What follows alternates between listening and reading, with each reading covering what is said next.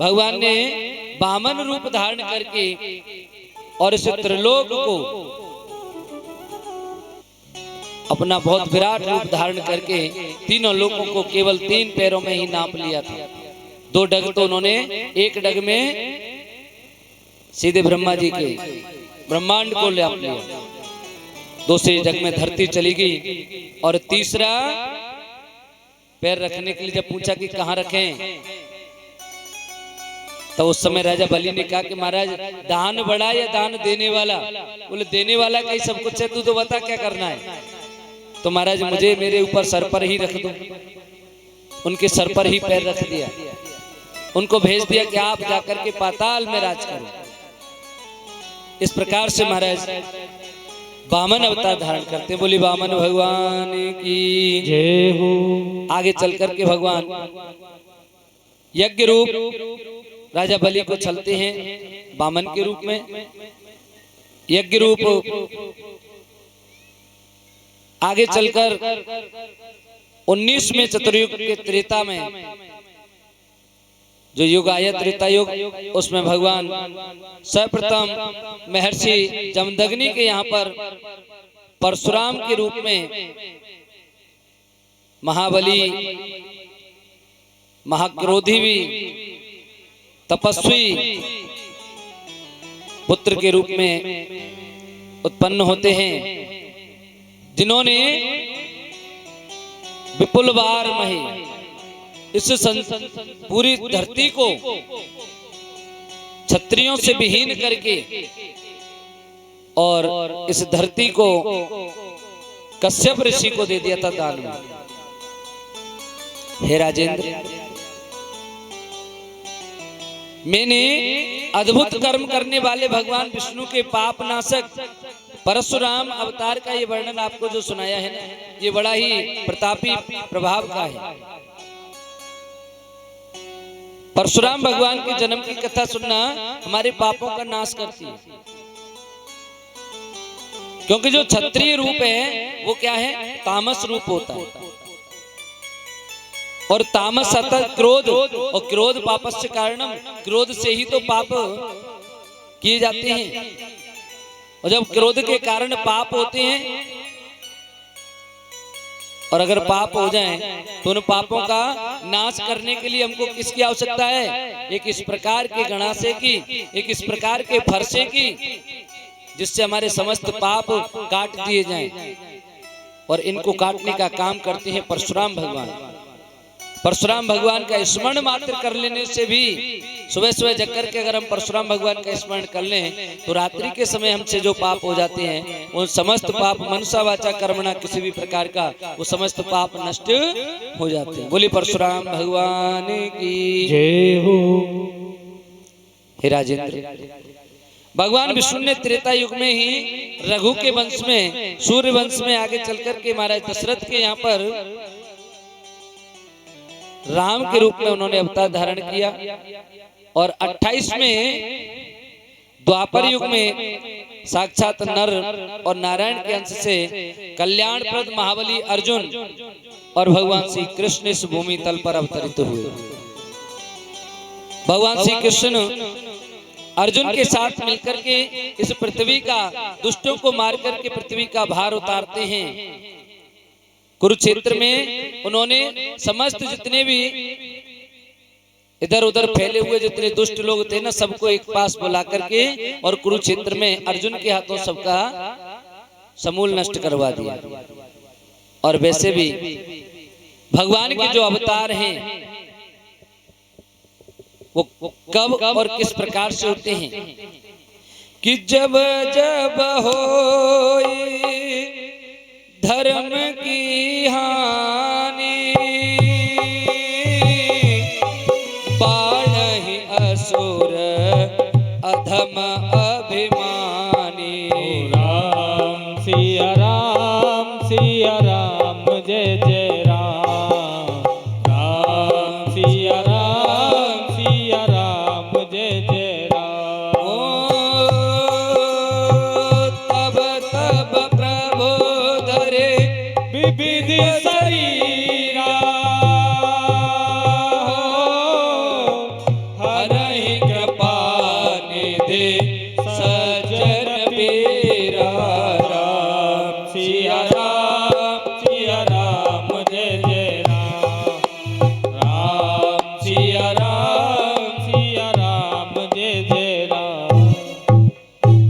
जब जब इस संसार में जब जब होए धर्म की हानि, जैसे जैसे धर्म की हानि होती जाती है, जब जब इस संसार में पाप बढ़ता जाता है, असुरों का, असभ्य लोगों का, पापियों का यहाँ पर अत्यधिक जमावड़ा शुरू हो जाता है,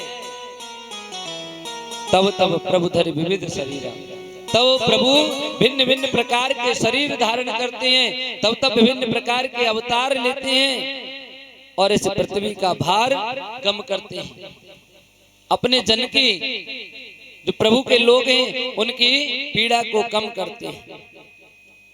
श्रीमद् भगवत गीता में भी कहा गया है, यदा यदा हि धर्मस्य ग्लानिर्भवति भारत अभ्युत्थानम धर्मस्य तदात्मान्यं सृजाम्यहम् परित्राणाय साधूनां विनाशाय च दुष्कृतां धर्म संस्थापनार्थाय संभवामि युगे युगे। हे पार्थ, इस संसार में जब जब अधर्म का जमावड़ा होता है, अधर्म बढ़ता है, धर्म कम होता जाता है, तब तब में इन साधु संत ब्राह्मण गौ इत्यादि के बचाव करने के लिए, उनकी रक्षा करने के लिए, उनकी रक्षार्थ में अपने विविध प्रकार के अवतार धारण करता है। ये संपूर्ण त्रिलोकी जो कि प्रकृति के अधीन रहती है, ये भगवती, ये प्रकृति जैसा चाहती है वैसा होता है। इसके अधीन हम सब हैं, हमारे अधीन ये प्रकृति नहीं है। लेकिन मानव ने आज इस प्रकृति को अपने अधीन करना चाहा। देखिए, ईश्वर ने हमको प्रकाश के लिए क्या दिया? ईश्वर ने प्रकाश के लिए हमको सूर्य और चंद्रमा को दिया। दिन में हमको अत्यधिक प्रकाश की आवश्यकता होती है, सूर्य है हमारे पास। रात्रि के समय जब हम सोते हैं, कमरों में भी सोते हैं, तो हम एक छोटा वाला बल्ब लगा के रखते हैं ना, 0 वाट का, कम प्रकाश रहे, इसलिए कम प्रकाश की आवश्यकता होती है। शीतलता बरसे, इसलिए चंद्रमा से शीतलता बरसती है, थोड़ा कम प्रकाश होता है। और चंद्रमा की, ऐसे चंद्रमा की रोशनी में आराम करने का आनंद कुछ अलग है। लेकिन मनुष्य ने अपने तरीके से विद्युत का आविष्कार किया, और देखिए किसी भी चीज के फायदे हैं तो नुकसान भी होते हैं। पहले समय में जब हमारे ऋषि मुनि कहते हैं ना, रात्रि में प्रकाश कैसे होगा? अरे प्रकाश की आवश्यकता क्या थी? हमारे जो ऋषि मुनि हुआ करते थे वो सूर्य, और वैसे भी हमारे वेदों में भी लिखा गया है कि सूर्यास्त के बाद का भोजन निशाचरी भोजन कहलाता है। रात्रि में भोजन करना निशाचरी। लेकिन अब तो लाइट है, प्रकाश है, इसलिए कहा जाता था निशाचरी भोजन, क्योंकि निशाचर जो होते हैं वो क्या करते हैं? मांस का भक्षण करते हैं। और जब सूर्य अस्त हो जाता है उसके बाद कीड़े मकोड़े रात्रि के समय में, उस समय में ये प्रकाश की व्यवस्था नहीं थी। साधु संतों को लगता है कि भोजन में कीड़े मकोड़े गिरेंगे और उनको हम खाएंगे तो निशाचरी हो जाएगा। लेकिन आज तो लाइट की व्यवस्था है, हमें सब दिखता है कि कीड़े पड़ रहे हैं कि नहीं पड़ रहे हैं। मच्छरों तरफ को मारने तक की कोयल, मॉर्टिन इत्यादि आ गई। इसलिए अब इसकी बात कुछ अलग हो गई है। अब व्यक्ति 9 बजे 10 बजे तक भी भोजन करता है, कोई टेंशन नहीं है, कहीं कोई कीड़े नहीं, कमरे में बैठ करके कर लेंगे। लेकिन उस समय कुटियाएं हुआ करती थी, उन कुटियाओं में रहते हैं और प्रकृति में बहुत आनंद हुआ करता था। कीड़े मकोड़े स्वच्छंद घूमते थे रात्रि के समय। हमें अपना भोजन करना है, सूर्यास्त से पहले ही भोजन कर लिया जाता था। सूर्योदय से पूर्व उठते और उठ करके नित्य कर्म करके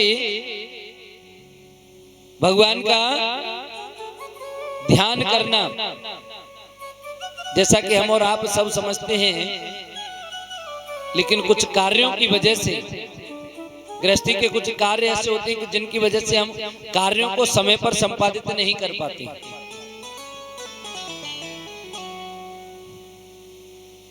भगवान के लिए हम समय निकालें। अगर हमारा उठने का जो समय है 4 साढ़े 4 बजे उठे, अन्य क्रियाओं से निवृत्त होकर के स्नान ध्यान करके हम 6 साढ़े 6 बजे तक सूर्योदय से पूर्व स्नान हो जाए, वो सबसे उत्तम स्नान कहलाता है। सूर्योदय के समय पर अगर हम स्नान कर रहे हैं और सूर्य को अर्घ्य दे हैं, वो भी ठीक है, लेकिन 9 बजे के बाद का स्नान कोई स्नान में नहीं आता। करो या मत करो फिर एक जैसे हैं। इसी प्रकार भगवान की जो पूजा करते हैं, अर्चना करते हैं, सेवा कर रहे हैं, वो भी एक समय होता है। आप बताइए, अगर हम दिन भर काम करें, सुबह से शाम तक काम किया, लेकिन दिन में तो हम कम से कम आराम करते हैं कि नहीं? दिन में हम लोग आराम करते हैं कि नहीं करते हैं? क्या भगवान को आराम की आवश्यकता नहीं पड़ती? सुबह 4 बजे के पट खुल गए भगवान के पास में, जो भी उनका पुजारी है उसने 4 बजे से भगवान को जागृत कर दिया, जगा दिया। अब हमारा आना शुरू हो गया, भगवान सबकी अर्जियां सुन रहे हैं। 9 बजे तक, 10 बजे तक, 11 बज गए, 12 बज गए, भगवान के शयन विश्राम का समय होता है दोपहरी में, लेकिन उस समय भी आकर के लोग भगवान पर जल चढ़ा रहे हैं, घंटा बजा रहे हैं, लगे हैं। शाम 4 बजे तक हमें जब अपने काम से फुर्सत होगी, हमने पूजा पाठ को अपने हिसाब से व्यवस्थित कर लिया है। जब हम पर फुर्सत होगी तब जाकर के काम करेंगे, तब भगवान की सेवा करेंगे, क्योंकि भगवान की सेवा का भी एक समय होना चाहिए। अपने कामों से फुर्सत होकर हम भगवान पर ध्यान देते हैं, नहीं जब तक तो अपना काम है तब तक भगवान पर हमें कोई लगाव नहीं भगवान से। और एक बात बताऊं, कुछ समय पूर्व की बात है, जब आजकल तो घर घर में मोबाइल आ गया, हर घर में मोबाइल है ना। हाँ, शाम सवेरे कभी भी आपने मोबाइल भी देखा होगा, शाम के समय जब हम बात करने के लिए मोबाइल लगाते हैं तो कई बार तो ये हो जाता है कि अभी वो व्यस्त है, अभी लाइन व्यस्त है। आजकल कई प्रकार के टावर हो गए हैं, अलग अलग कंपनियों की व्यवस्थाएं हो गई। पहले केवल एक ही हुआ करता था, BSNL, और तार होते थे, लट्ठे गड़े रहते थे रोड के किनारे, उनसे तार जाते थे, और STD बूथ हुआ करते थे। उन STD बूथ से जाकर के नंबर लगाते और तब जाकर के किसी के घर पर फोन होता, उससे बात करते। एक STD पर गए, शाम के समय बात करनी थी, वहां जाकर के उन्होंने फोन लगाया, महात्मा जी थे, भैया बात करनी है, ये नंबर है जरा लगा दो। फोन लगाया, अभी लाइन व्यस्त है, अभी लाइन व्यस्त है, अभी लाइन व्यस्त है। रात 9 बजे तक लाइन व्यस्त होती रही। महात्मा जी कहने लगे कि मुझे जाकर भगवान को अब शयन कराना है और ये लाइन कब फ्री होगी।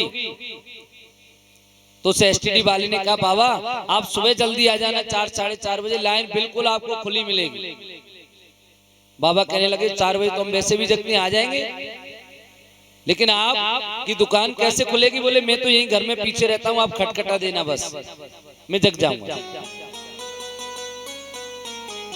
बाबा 4 बजे जगे और सीधे आ गए STD पर।